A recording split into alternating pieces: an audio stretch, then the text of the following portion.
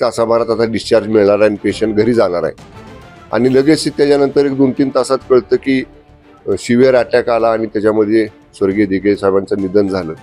मग शंका घ्यायला ह्याच्यामध्ये वाव आहे. संजय शिरसाटांनी जो काही दावा केला होता की दिघे साहेबांचा घातपात झाला होता, यावर काय सांगा आपलं? ह्या बाबतीत बघा, स्वर्गीय आनंद दिघे साहेबांचं निधन झाल्यापासून प्रत्येकाच्या मनामध्ये ती शंका होती की ज्या व्यक्तीला काही तासानंतर दवाखान्यातनं डिस्चार्ज मिळणार होता आणि डिस्चार्ज ज्या रुग्णाला दवाखान्यातनं मिळणार आहे अशा व्यक्तीला अचानकपणे काही तासानंतर त्यांचा मृत्यू होतो. त्यामुळे सगळ्यांच्याच मनामध्ये ह्याच्या बाबतीतली शंका निर्माण झाली होती.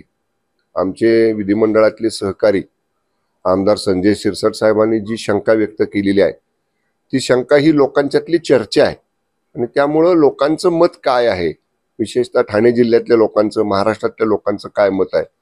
कारण साहजिक आहे ना, आपण जेव्हा म्हणतो बाबा अमुक 1 तासाभरात आता डिस्चार्ज मिळणार आहे आणि पेशंट घरी जाणार आहे आणि लगेच त्याच्यानंतर 1-2-3 तासात कळतं की सिव्हिअर अटॅक आला आणि त्याच्यामध्ये स्वर्गीय दिघे साहेबांचं निधन झालं. मग शंका घ्यायला ह्याच्यामध्ये वाव आहे असं म्हटलं तर चुकीचं ठरणार नाही.